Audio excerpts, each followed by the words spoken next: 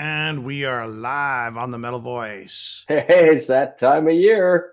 Time. I got goosebumps, Alan. I was just thinking about the show. I got I goosebumps. mean, what is It's this? it's, The it's 15th year here? What's going on here?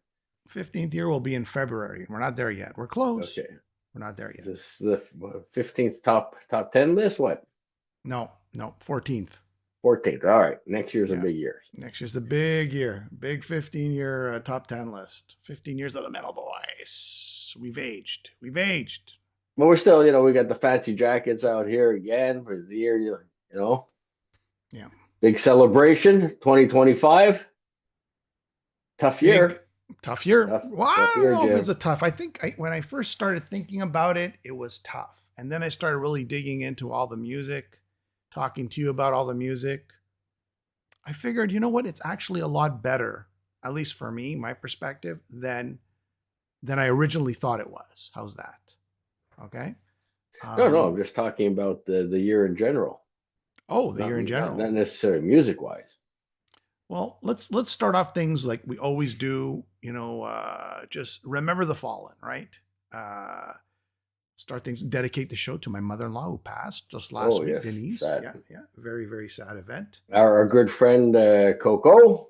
It was 5 years yesterday since he passed. Bad news. But we'll dedicate the show to his memory.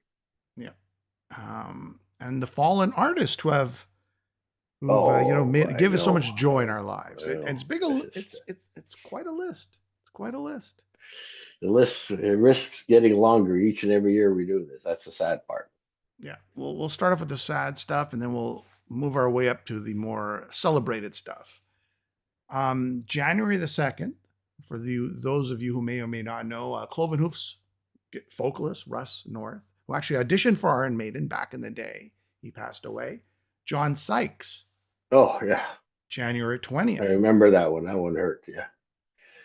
Whitesnake, Thin Lizzy, at the age of Blue 65. Murder, Tigers of Murder. Pantang. Yeah. Yeah. Coburn Farr, vocalist of Annihilator, he died at the age of 62. March 15th, Les Binks. Yeah. Do you Yeah, remember we that one? broke that. Remember, we were very hesitant to announce it because we weren't sure. Yeah, good old And Gabriel sent me a good job, message. Jimmy. We Well, no, broke that. I'm gonna thank Gabriel. I'm gonna thank Gabriel. Yeah, He sends me a Gabriel. There you go. message. He sends me a Unfortunate, message. He goes, unfortunate Jimmy. news. We were from the feedback. Everybody was surprised. Yeah. Going down the list. Here's another one.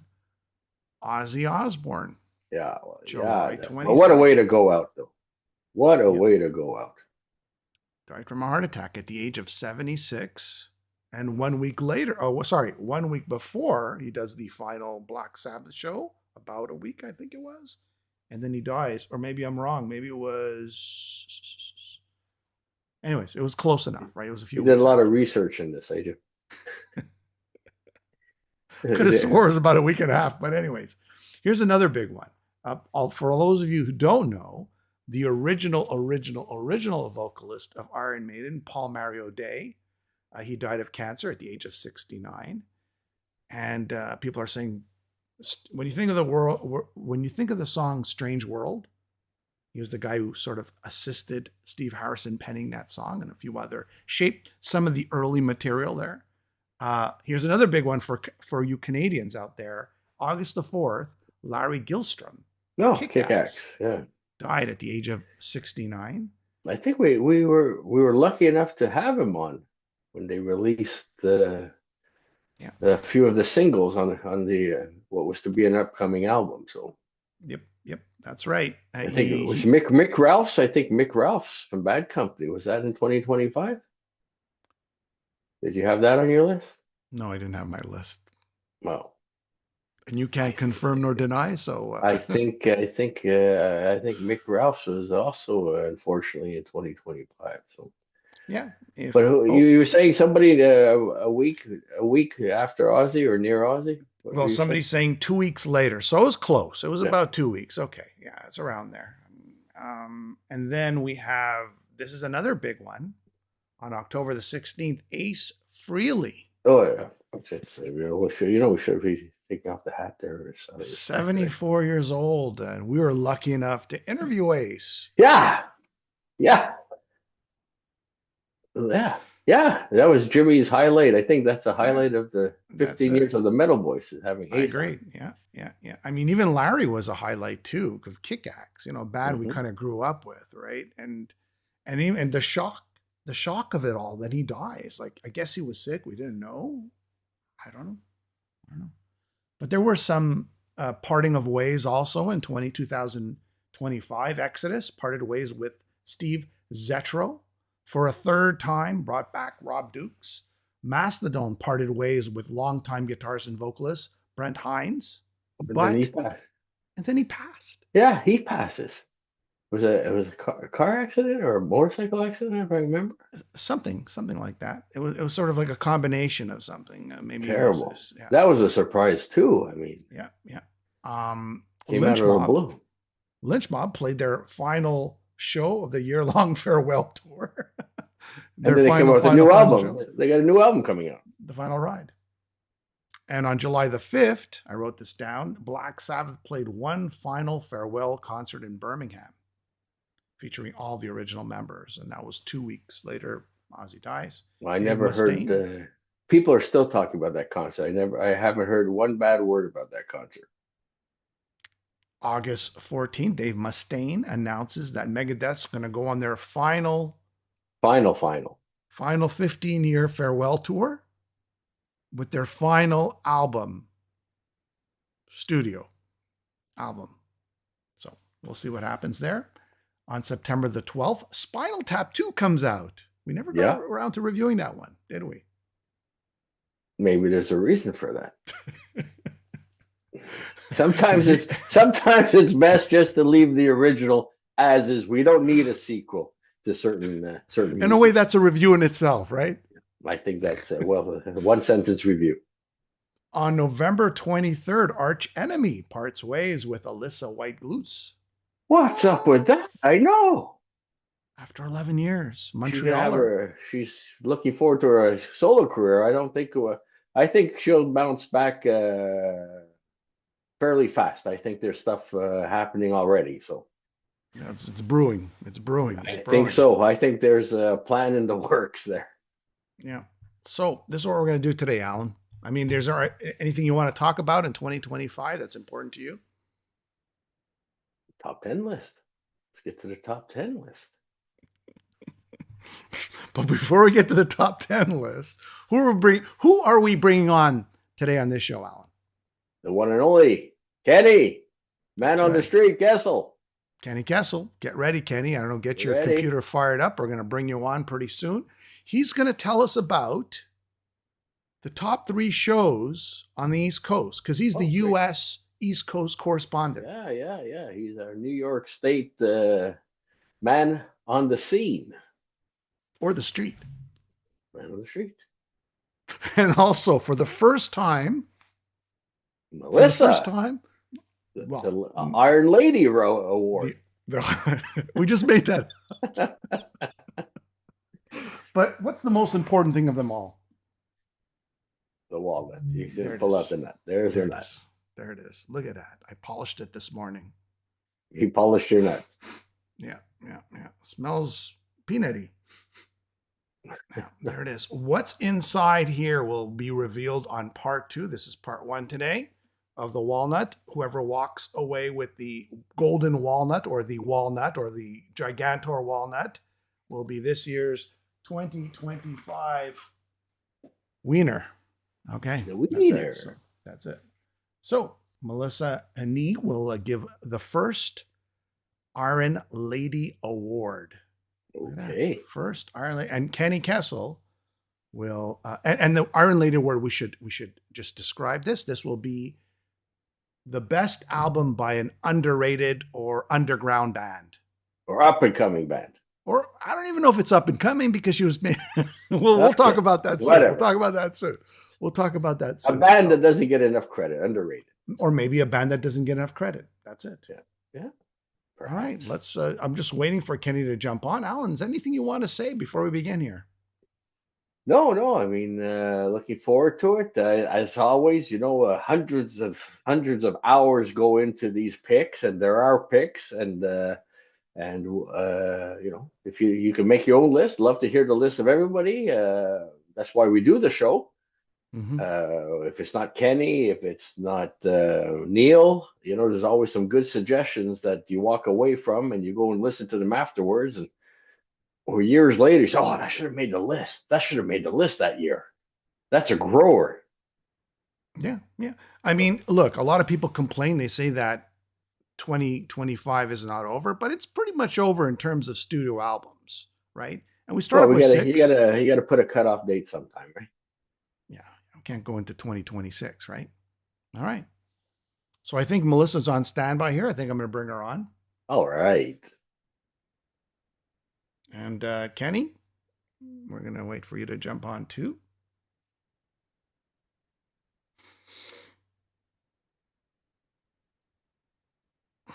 There she is. Whoa, nice hat, but you're on mute. Melissa, you're on mute. Oh, I like the toque. There she is. Okay, you got to She's hit the still on unmute it. button. Once you hit the unmute All button, right. then we can hear you. We're gonna get them unmuted. It's okay. Just find that button. Take your time. We're here till 5. Here to 6:30. It's okay. We get It's all free right. promo with the metal voice toque. Get yours before Get they yours. disappear. Get yours before the There we go. the tariffs go any stronger or go any higher. She's unmuted, but Melissa, maybe I should have told you. You should have dressed up for the part. Just kidding. I am. I'm wearing. I knew I Iron like Maiden. it. I like I that. like I it. like that. Look at that. Beautiful. Does that have anything in the back? Oh, here we go. Wow, Oh, yeah. look at that. Peace of mind. My Very nice. my team bought it for me for my birthday. Well, that's amazing. Very nice. All right. Happy birthday, by the way. Was it yesterday, the day before? Monday. Yep, Monday. Oh, happy Okay, belated Monday. The birthday. big 3-0, huh? Yeah, something like that. I caught up with Kenny. All right, Melissa. So this is what's going to happen as we wait for Kenny patiently. I think I told Kenny at 45, but that's why we're running a little quickly here, and we're going to do 10 to 6, and in between all that, you and Kenny can sort of tell us about your picks of the year. Okay, how does that sound? Sounds good to me. So since Kenny's not here, we're going to go with number 10. All right, Alan, you ready? All right, go ahead, Jim. We're going to kill some time. It's not Kenny's fault, by the way. It's my fault. All right. Feel free to weigh in on these albums, Melissa. I will. Okay, you're good? Okay. All right. Let's go to this. Let's go to the albums. Coming in. Wait. Melissa, you got big wait, shoes to wait. fill. You're filling in for Todd Latore. Usually Todd Latore is part of these lists. So Just as long as you don't ask me to sing, we'll be all right. Okay. Are you ready for number 10? Go ahead, Jim. The suspense is killing me. All right, here comes number 10. Burning Witches, Inquisition. Yeah, released in August 22nd of this year. Here it is. Actually, I have the album right here. I don't know, Melissa, have you actually listened to it? I have, and I What'd you think? I like them. They're heavy. They're good and heavy. I think people might be a little bit surprised how heavy they are. I'm one of them. I could not believe how heavy this album is. You've seen some of the videos in the past from previous albums, but just the vocals alone and the guitars, this blew me away. It's not what I was expecting at all. I think a lot of people feel that way. We're kind of surprised at how heavy they were. They came on the scene in 2018, and at first you're going, oh, this. In a way, it was sort of, I don't want to say the wrong thing here. It was cartoonish in a way.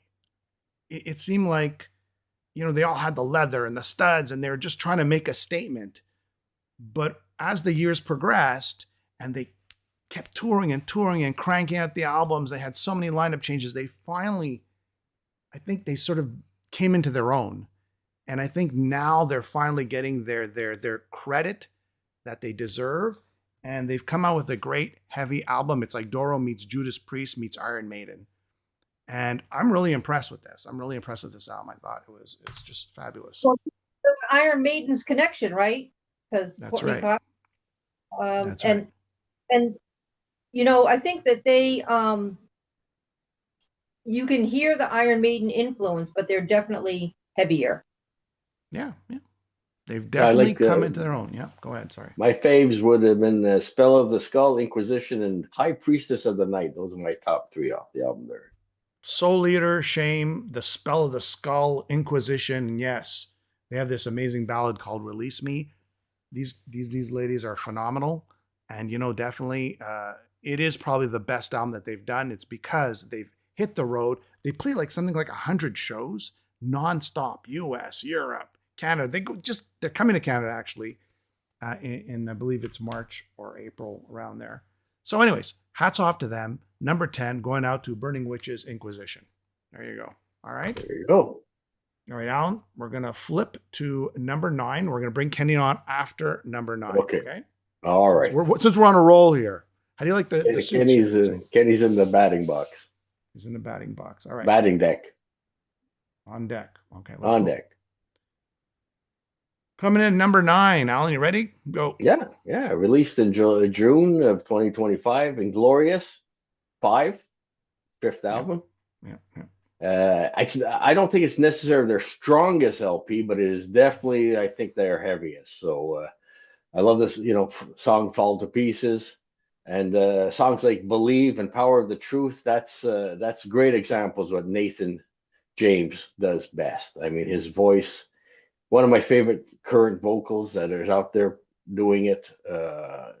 And like I said, it's a much heavier album than the previous albums are more blues influence, I would say. And this is a much heavier album.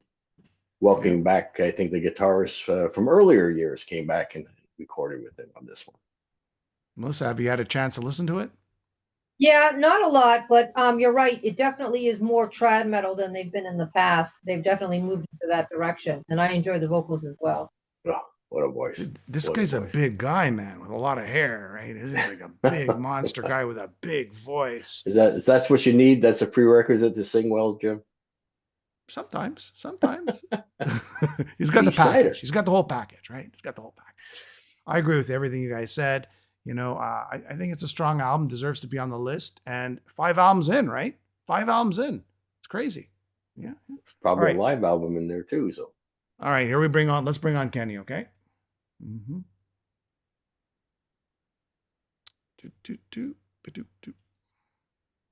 Here he comes. Here we go. Hey. Kenny Castle. Kenny himself. Look at everybody's fancy today. Yeah. Kenny, I really like your duds. See, I was trying for a better job. Kenny, just so you know that I've asked you to come on 45. However, we started a little earlier. We're running really quickly. We brought Melissa on. We did number 10 and number 9. Okay. Number 10 being Burning Witches, who I know you're a fan of. You got it. Inglorious being number 9. Okay. All right. You got it. Right off the bat, Kenny, you're here on the show today to tell us about your top 3 East Coast shows. That your favorite shows of the year. You attend a lot of shows. I actually did 45 if you want to count 2 conventions, like the Gene Simmons thing we did. So 45, and that was 25% less than last year. I actually am slowing down, and last year I could see it slowing down a lot. Okay. Yeah. I did 43 shows. Yeah. He's literally the man on the street. That's right. I try. Right. Well, I'm trying on Elmo. I've been out every day looking for him in Times Square, Jimmy. And Waldo. Kenny, give us your third favorite show of the year. Okay, I got a prop for this one. This one came out of nowhere. It's was done late in January. It's Jamie Josta's Thrash Thursdays at a place called The Cellar on Treadwell. It's in Hamden, Connecticut, which is near Waterbury. I've been to Hamden. I've been to Hamden lots of times. There's a great deli place in Hamden. It's a very good area. There's another club across the parking lot called The Space, and they have shows at the same time sometimes. But this is a very small place. I saw Ellison there do his bass story. But the Thrash Thursday idea, the first one was the best. He brings one guest on usually, and the first one was Bobby Blitz. And they play it's Josta, the band with Charlie Belmore on guitar and his regular band, and sometimes Joey Concepcion from Arch Enemy sits in with them quite a bit. So they do all Exodus, Slayer, early Metallica, some Judas Priest. They were doing all old thrash, and they threw a couple of Priest and stuff. Of course, Overkill. So that first one was crazy. Wow. It starts 7 o'clock sharp, and by 9:15, Jamie was like, "We all got to work tomorrow. This show will be over in 15 minutes." And true to his word, I was in the car on the way home 9:30, in bed by 10:15. And that, I loved it. But as they progressed, by May, I was getting home at 12. So the shows were going longer, and they were good. But that first one, that was good. It was the first time I was actually in a pit. I got in the circle for a while, not by choice. I was pulled in. And I did. I had a great time. I did. And it just thrashing around there, some old Slayer, some old Exodus, and really Bobby Blitz just set the tone as soon as we got in. So you're actually like doing the pit, circling around? I did it once. I did one loop around, and then Rich pulled me out. Thank God. Then you blew your knee. Your knee blew out. I haven't done that in 30 years. You've seen this, right, Kenny? The walnut. I know. There it is. There it is. You see the walnut. This is like, a lot of people think, oh, it's just a small little thing. No, this is huge, man. No, the size of my head. My friend Jim had the honor of seeing it. Yes, he did. He came over and he held it. Yeah, he held it. Yes, he did. Yes, he did. Melissa, all right. You're here doing the Iron Lady Awards. Your third favorite underrated. Is it underrated, Alan? Underrated? Underappreciated? Underrated? What do you want to? How do you want to describe it? Under the radar-ish. Under the radar. Okay. I like under that. The radar. I like under that. The radar. So this band is got kind of a lot of buzz, actually, but they're still kind of unknown because they're still fairly new, and they're called Castle Rat, and they're out of Brooklyn. With them because they're from his neck of the woods. Yeah. And they are epic doom, fantasy epic doom, and they have a new album that came out in September. It's called the Beast Tree. I always say it wrong. Beast Tree, and it's heavy and not heavy. It's got a lot going on. It's really interesting. Probably the best thing about this band, though, is to see them live. I've seen them live twice this past year, and they just put on an amazing show. It's like a theatrical show. People are dressed as, and the lead singer Riley, she wears like chainmail, and it's just crazy. It's a lot of fun. The shows are a lot of fun. And the music is really cool. If you like Black Sabbath and Trouble, and mixed in with some sort of power metal and trad metal, and then I think you'll really like them. They're really good. And my favorite song is The Wolf, which was kind of their single, I guess, was the first release that they had. So I highly recommend them. Is that the wolf in back of you, that pillow there, or is that the cat? It's the cat. Are you them? You know what? Actually, I just listened to them very quickly. And yes, I agree. It's very cool. Very cool. Very doomy. Yes, absolutely. Great picks. A shout out to them. Are we ready for, okay, we did 10, 9. We're going to do 8. You guys ready for 8? Album number 8 on the top 10 list. Okay, here we go. I've warmed up my hands. I'm going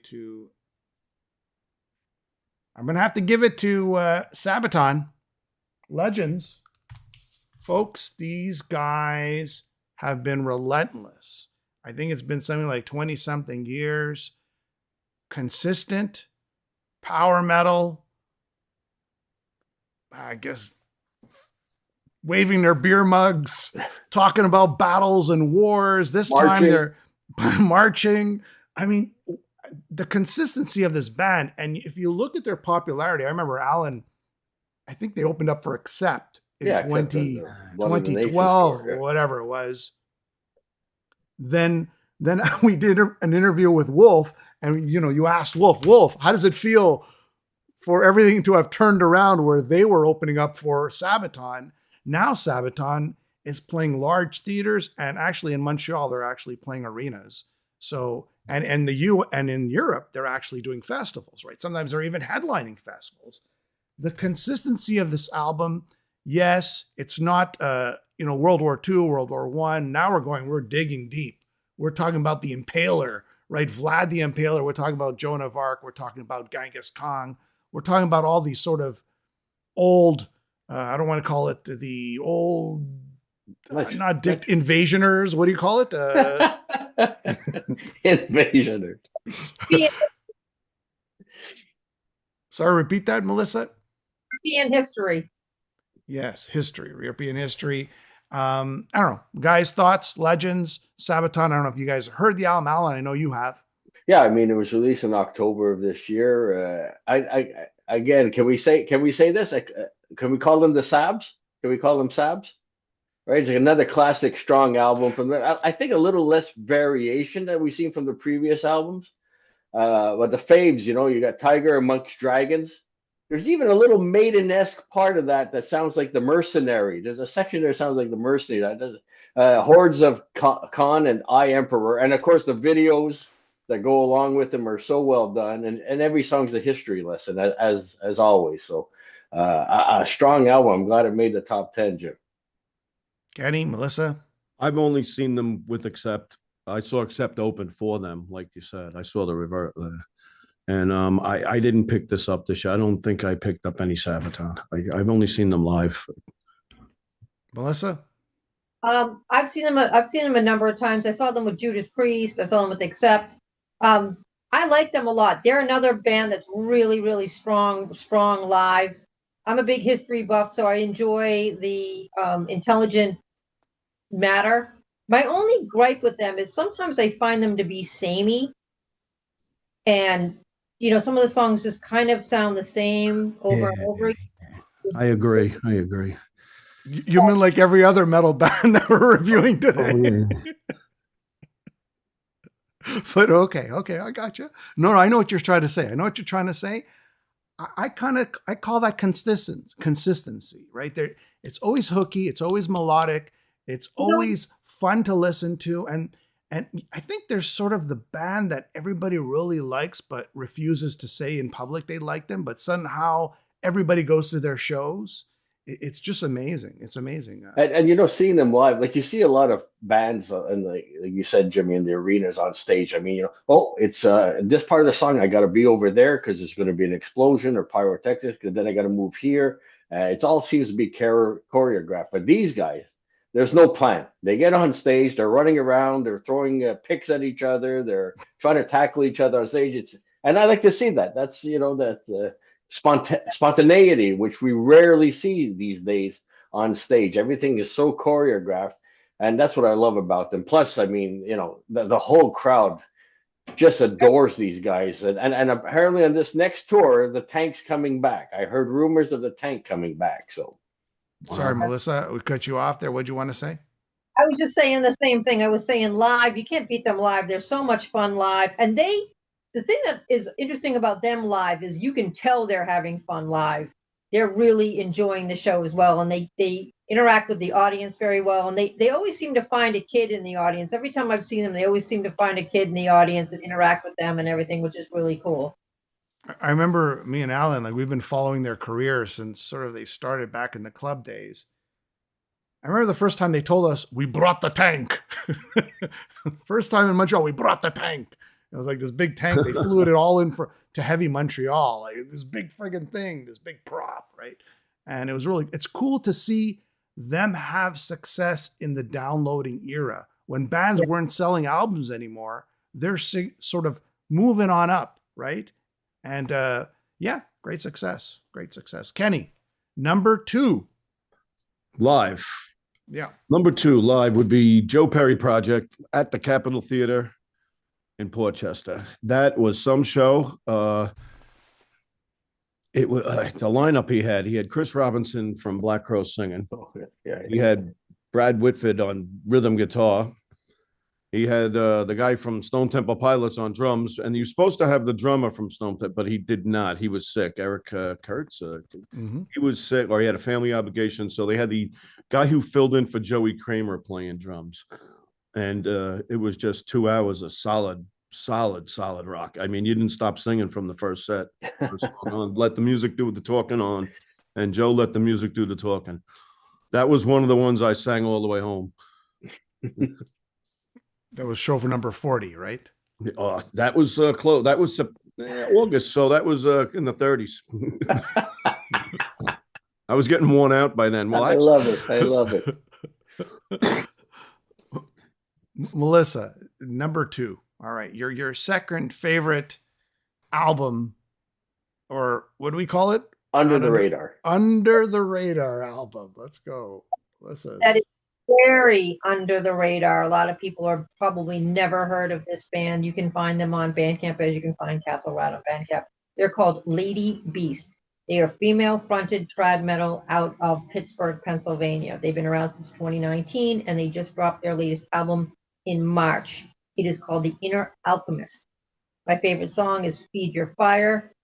The thing about this band is the vocals are great, the musicianship is great, the lyrics are inspirational and positive,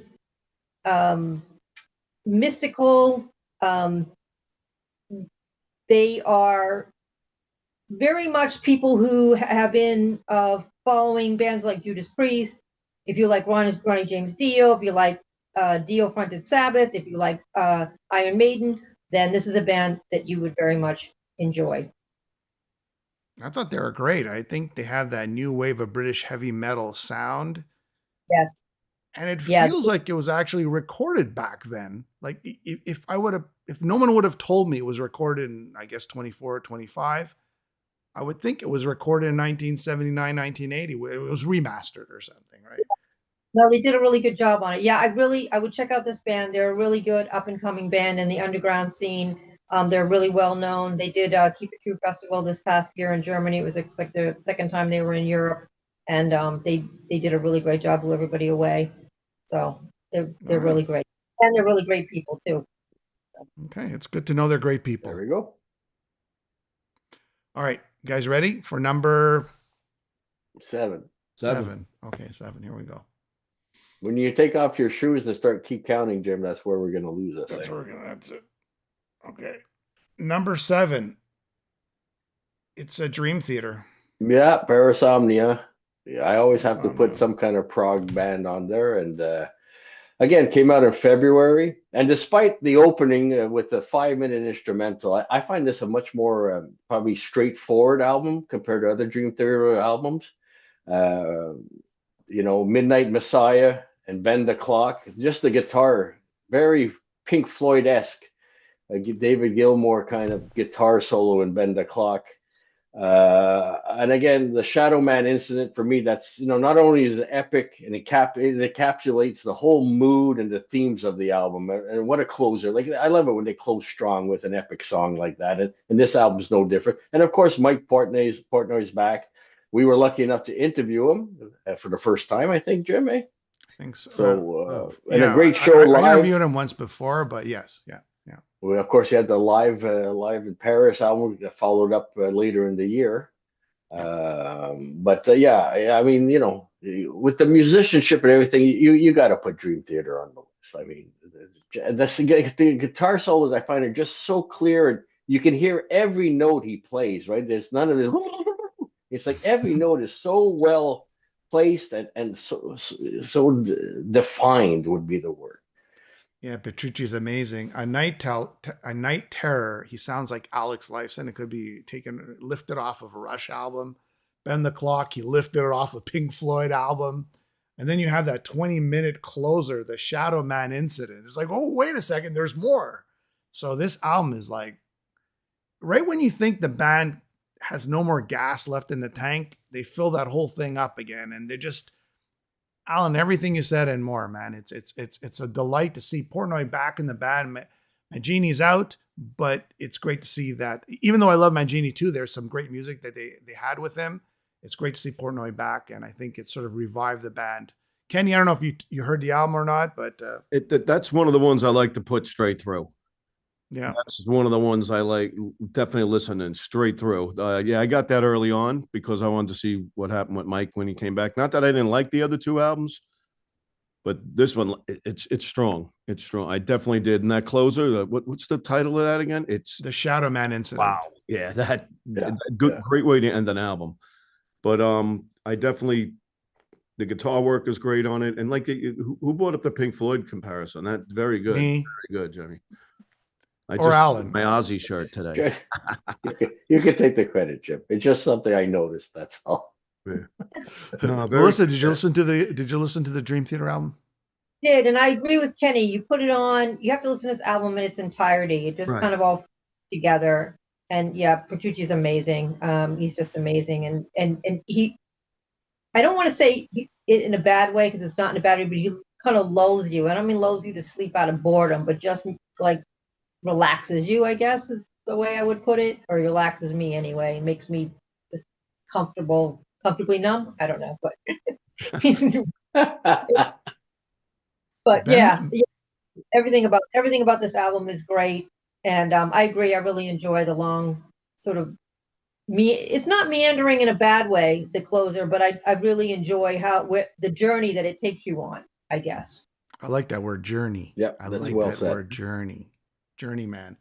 Bend the Clock, A Broken Man, two of my favorite songs off that album. All right. So as there's left one there, we have one album left on our list. That's number 6. But Kenny, let's get into my number one show. Your hold on a sec. Let me get a graphic for you. Okay, go ahead, Kenny. Tell me when you're ready. Before I mention my number one, I had a little runner up there. There's Corey Glover, Soul Asylums I've been going to. I did that 5 times this year. I just did it Friday night. That man can sing the phone book. It's all old 70s soul, little Living Color thrown in, a solo song, but just a little mention. It's not metal, it's soul music. Honestly, it's something to take your wife to or your significant other, and it's just a nice night out. You just pulled an Alan. Yeah, you know what an Alan is? Alan is like, you know what? I think I want an extra little. I'm sorry. I didn't. It's in my head. I just saw it. No, it's okay. It's okay. It's all right. You pulled an Alan. You pulled an Alan. It's all right. It's okay. Don't be ashamed. I wasn't ready for it, but don't squeeze it in. Okay. Corey gave me $20 to do it. No, all right, let's go. My number one we've discussed here, and I think I was on that panel. It was Bruce Dickinson at the Brooklyn Paramount. Wow, yes. I even like. Wow, dare I say this? I almost liked it better than the Maiden show 2 years ago. Wow. But it was different. Now it's just because you know what? I've seen all those Maiden songs over and over again. This was new to me. I haven't seen Bruce solo ever. I didn't catch him when he came around in the 90s. Wow, what can I say? It was from the minute he hit the stage, the whole crowd was going. He had the crowd in his hands. Hitting the Mandrake Project, 3 or 4 songs off of that, but he touched almost every album but Tattoo Millionaire. So that was very strange because a lot of my friends were like, "Oh, I wanted to hear some of that," and I'm like, "Guys, he's moved on. You know, it's a totally different style with that. The band he has is excellent, and he's going to record with them. The next album, they're going in the studio soon. I think he was talking February. All right, yeah. Melissa, I know you were at that show. You said, right? You told me. I was at that same show that Kenny was. You were in Brooklyn with us. I was. Wow. Same side. You were saying you were up towards the front. We were a little bit. I was in the front left. Yep. Left as well, but we were a little bit further back. Yeah, I saw that show here in Boston, and I saw that show here I saw it in Brooklyn, and I also saw the Mandrake Project last year as well. And the set list was different. That's because I saw it in Europe, and it was different. Okay. What an amazing show! His voice is so good, and really the thing about seeing Bruce live as opposed to seeing Iron Maiden live is they're apples and oranges, because we were talking a little bit more about, and everybody knows how much I love Iron Maiden, but it is planned and sort of choreographed and planned out, whereas the club shows are a little bit more freeform. Right. And and again, and not knocking a Maiden, one of my top 3 bands. I mean, I love them. I'm not knocking them. It was refreshing maybe to see Me neither. Bruce 100%. do the solo stuff live. I was a little disappointed when we heard that Roy Z wasn't going to be a part of the show, but it didn't matter. I mean, what No. amazing group of people he has on stage with him. Just phenomenal. They did such a great job. And we got to see the preview of the national anthem because that was right before that was Boston 9/11, correct? Yep. Yeah. Yep. And oh yeah, now that show we saw he did Revelations. I got my shows mixed up. Yes. Right? He did Revelations on us. The acoustic. Yeah. Acapella. So Actually, I was at that show in Montreal, and I got to say the worst part of the show was that part. Really? I don't know what it was, but he just kind of like mumbled through it, like that, and it was like maybe it was just not. But everything else was phenomenal. I would say I agree with Kenny. This was my favorite show of the year. It definitely hit me. I think we said that when we covered it. I think I laid into it so. that this was what I was leaning into. Yeah. All right. So, Alan, you were out of town that day. I believe so. Yeah, you were out of town that week. Yeah, you missed a good one. You missed it, Alan. I saw the Tattooed Millionaire tour, so at least I bet can say I saw one solo solo tour, but sounds like he might be back in the future. Yeah. I would agree with everything Kenny and Melissa said that Bruce Dickinson, I've never seen him solo. Okay. Well, Alan went to a Bruce Dickinson Tattoo Million. I was not there. But what is it? 1,900 people at MTELUS. Is that where it was? And jam packed. Great song selection, right? His voice is great. And I love what you said about Iron Maiden is very sort of planned and structured, not in a bad way, in a good way, but it's nice to see him out of that element. You know, he's such a gifted songwriter, artist, singer. It's mind blowing. Guys, here we go. Wait a second. Oh, Melissa, you're under number the one, radar. Right? You're under the radar. The Iron Ladies. Okay, here we go. Let me get your artwork ready. Here we go. Just you could prep it. Okay, so my number one is going to be a band out of London, England, and they're called Seven Sisters. And one brother. And one.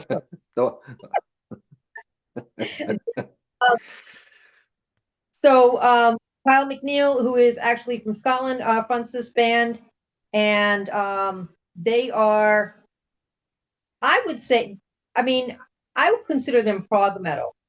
They kind of are considered in the trad metals category, but they're very proggy. They're very prog metal to me. They're also power metal.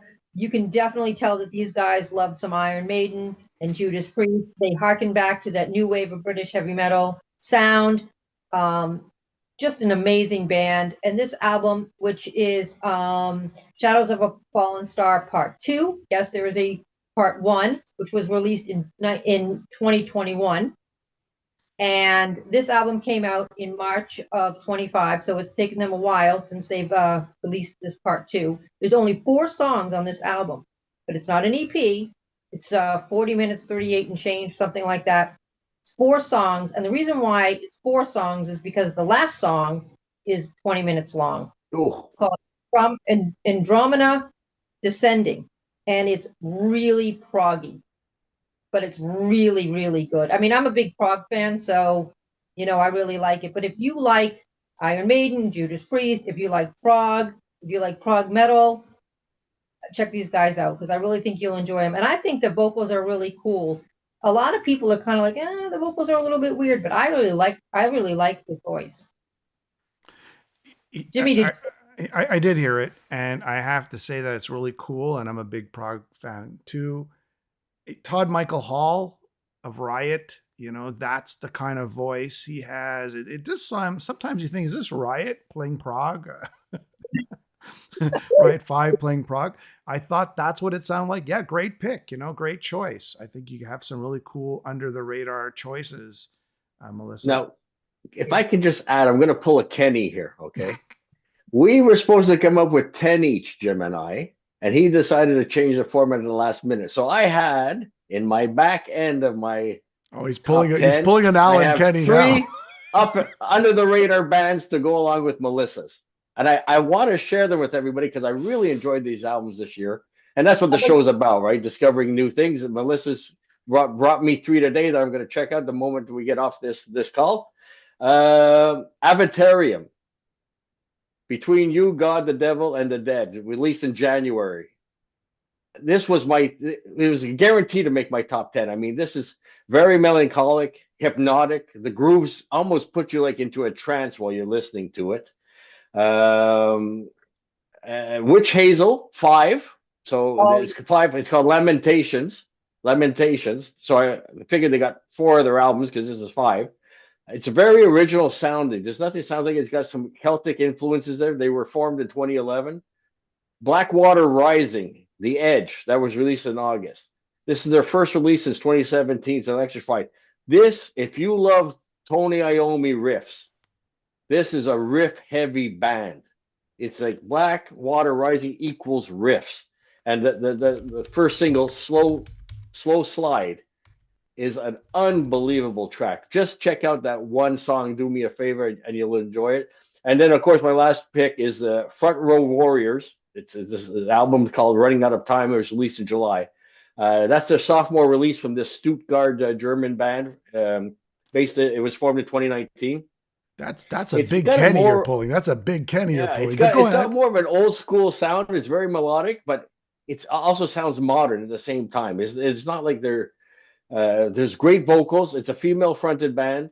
Brings back right away the queens of the 80s, people like Chrissy Steele, Lee Aaron, Doro. The production and musicianship is really, really good. And there's quite a bit of variations, Seems Like Paradise is a very different song compared to Rise Against. And that's what I like about this album. There's tons of variations, and her voice fits every song. So those are my under the radar bands that I highly recommend. I got some I'm going to pull a Kenny Allen here. I'm going to pull a Kenny Allen, Melissa here. Hold on. Because just so everybody knows, we were going to do 10 and 10. So I'd give 10. He'd give his 10, 9, 9, 9, 8, 7, 6. But we go, you know what? Let's get the best of the best here. There's a lot of great albums. So these are the ones I kind of would have been 11 and 12. So I'm pulling a Kenny Allen. And I think that David Reese's Bangalore Choir just got that yesterday. Rapid fire. You know what? Hats off to David. I think every year, Alan, I must put one of his albums on. I think you do. Works hard, man. He really does. But this would have been 11, and then it's a great piece of work there. I really did enjoy Matt Barlow's Ashes of Aries new album. It's more brutal. It's like a brutal iced earth. And there's one other album, and you probably know him. It's Tommy Bolin, who's the guitarist or was a guitarist of Doro. He came up with an album called Built to Destroy. Oh, yeah. He teamed up with Two Metal Churches. Who was it? It was a Set and the bass player, right? And the bass player, yeah. Steve Unger. I was kind of surprised. He sends me the link, and I go, I'll check it out. And I go, holy crap, man, this is a pretty good album. Anyways, Built to Destroy. It's called New York City, NYC. Built to Destroy, and I thought that was a very. Now, was that out, Jimmy, or is it just? It's out. It's out. I gotta find. Yeah, he told me something about that a long time ago. All right. I know he's pushing it hard. I don't even know if it's out on Amazon, but it's out like digital. Like you can stream it and download it. I'm gonna look for all of this stuff. I mean, I have to go back and revisit Sabaton. You know why he said Sab? Sab. Is it too early to call him Sab? Because Black Sab, they call him the Sabs, right? Yeah. So should we call him the Sabs? Did you get that? Listen, I have an under the radar band. Kenny times two here. What the hell is going on here, Kenny? I'm just gonna throw that one in there. Kenny's like tossing them all in there. Huh? That's it. Then I'll stop. Okay, it's okay. Okay, what is it? Kings. With my friend Cooper Hughes on drums. They just put the album out in October. Okay. What's it called? They just opened from Them Damn Kings. They opened up for Metal Mike from Halford the other day. Michael Kushak. Yeah. Okay, folks. This is the time. This is the last album. Let me just see if I have it here. For part 1. Stay tuned. No, I don't have it part here. 2. Okay, we got number 6, Alan. Yeah, that's what I was saying. Yeah. Okay. The last one. The good one. The last one for the show. Yeah. It's a good one. Okay, I'm gonna get it right here. Got to get the graphics ready. Here it is. Alan, go ahead. Smith. I chose Smith Kotzen, Black Light, White Noise, released in March. I mean, just the soulfulness, the great vocals, the interplay between the two different sounding vocals, so fluid and interesting. The songs are interesting. The guitar solos are exemplary. They're fantastic, and the songs like White Noise and Outlaw. I mean, they're those guitars, just the way they sound in those two songs is unbelievable. I mean, what's not to like about these two guys? And I mean, would you say it's a metal album? Well, just their pedigree alone, I would say it's a metal album. I bought their first album on vinyl. I rarely buy new vinyl these days but this is one I'll definitely go out over the Christmas period and buy myself the second one if I could find it on vinyl. I really enjoyed the first album that they came up with, and this one's just equally as good. I mean, I love what they're doing, and now they're touring. They're going to be touring now throughout Europe. I hope they come to North America because I just love everything these two guys do. It's just the vocals alone, the way they play off two different sounding vocals alone. And Adrian Smith, you realize how great of a singer. I mean, I had Adrian Smith and Project back in the day, Silver and Gold, and he sings better now than he did when he was younger. So, yeah. Kenny, thoughts? Yeah, that's a great album. You can't between the guitar tones between the two of them and the vocals. Sometimes I have a hard time telling who's singing what, but you can always tell it's Richie Kotzen. But I love his guitar work. But like Alan said, what a surprise with Adrian Smith singing. That he has a great voice. You know what? Not only are the two voices sort of overlap, like sort of melting together in a way, right? But the two guitars are doing the same thing, so you have the symbiotic vocals and guitar work. And yeah, man, it's heavy. And at the same time, it's melodic and it's soulful. And it's so well produced, Melissa. Groovy, man. It just grooves. And they complement each other so well. They just complement each other so well. And it's nice to see Adrian do something a little bit different than Maiden, a little bit sort of he's sort of been kind of the bluesy guy anyway, he's kind of always had that in his back.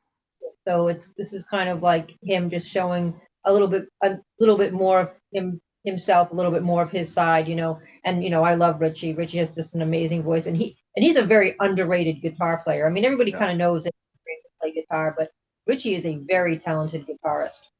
Yeah. We should also mention Melissa has a podcast called Metal Chat, like in Sha, like in cat, in back of her. So you guys check that out. Kenny, the metal voice, man on the street.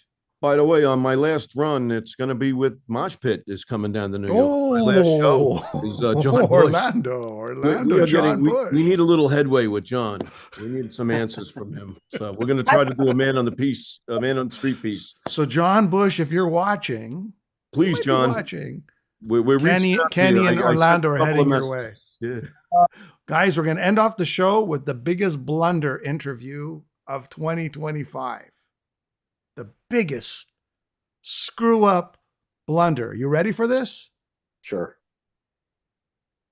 I was visiting my grandkids in Minnesota, and out of the blue, the press agent for Adrian Smith goes, "Do you want to do an interview? But it's got to be somebody canceled. Do you want to do it now?" I told Alan this story. You got to do it now. So I'm like, I don't know, man. I'm like in Minnesota in the middle of nowhere. So I run in the basement. I grab my laptop and I go, I'll just do it. Whatever. I don't care. I do the interview with Adrian Smith. Fabulous. He even answered a couple of Iron Maiden, questions. Amazing. Went great. He was happy or laughing. A couple of jokes here and there. Everything's great. End the interview. And I go to the press guy and I said, "Did you hit record?" He goes, "No, I thought you did. You were supposed to." I go, "What?" So it was my blunder. I forgot to hit record. And that's the worst, the biggest blunder the lost tape 2025. And you can't go back, right? You can't go back. You can't go back. What's done is done. So I apologize to Adrian Smith and his team. There you go. But you had a great conversation with him anyway. I did. It was great. Great conversation. Yeah. You have a interacting with Adrian, so there. There you go. There you go. So on that note, everyone, stay tuned for All right, everybody. episode number 2. We will go from 6 to from 5. You see what happens, Alan? Yeah. See what happens? See how I Every lose year. track? You guys Every keep throwing year, every year. You're consistent. I'll give you that much. Every year. We're going to go from 5 to 1. Neil Turbin will be joining us. And maybe we'll get a couple other special guests. All right, folks. Thank you, Melissa. Thank you. Thank you, everyone. Great.